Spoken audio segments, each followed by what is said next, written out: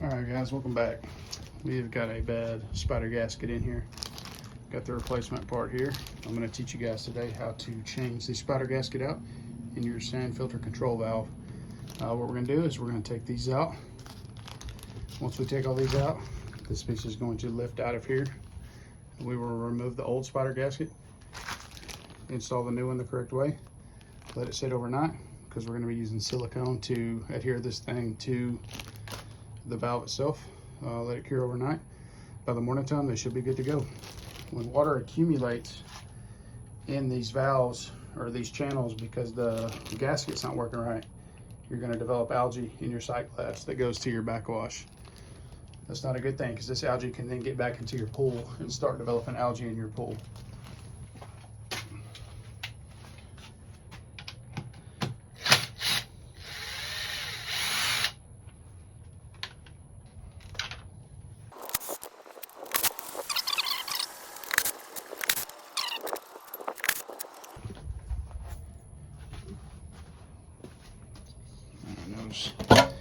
Pull this valve head off, and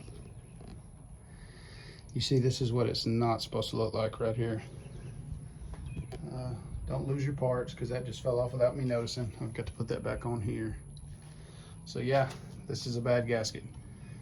So what we'll do is we'll get this one out. We're going to put some silicone all along the track, put the new gasket on there.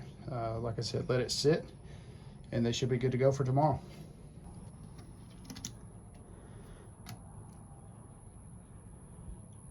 Sucker's wore out. All right, you see on the back here too, it's important to remember the way it goes in. So this is the flat section on the back. That's going to sit flush with this here.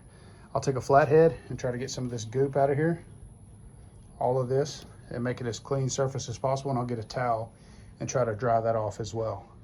We want it to seal as best as possible so we don't have this happen again. All right, just for a frame of reference, here's the new gasket compared to this one. You see how it's supposed to look. There's the flat side we're going to be adhering to the valve itself.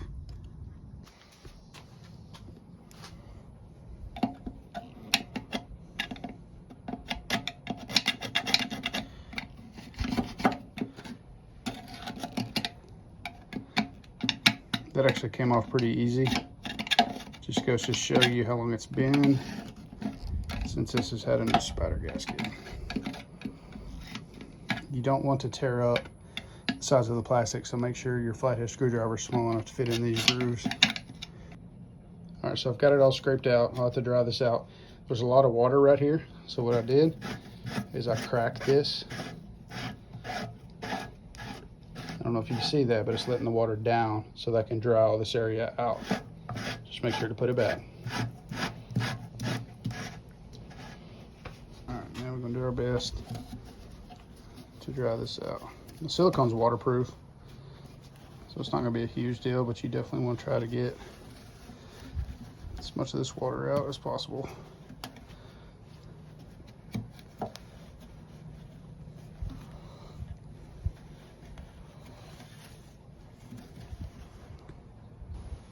All right, we've got it all dried out.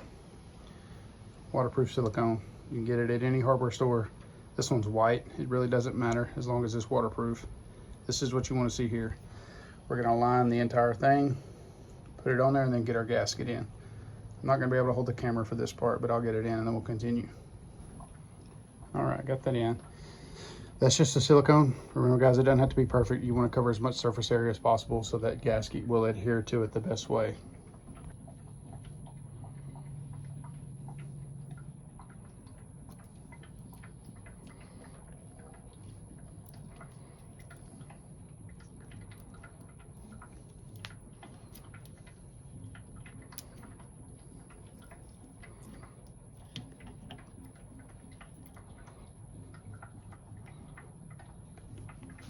All right, once that's in, we'll get the top back on it. Don't forget the orientation of the way you had your valve. If you were in filter mode, you got to put it back on the same way. You really don't want to mess anything up. A lot of times you can't mess up the orientation of your valve just because of this layout here. But just always be cautious, especially with off-brand valve heads. You don't want to run into the issue where you put it on wrong and then it doesn't work right in the end. Let's get it put back together and we'll be good to go.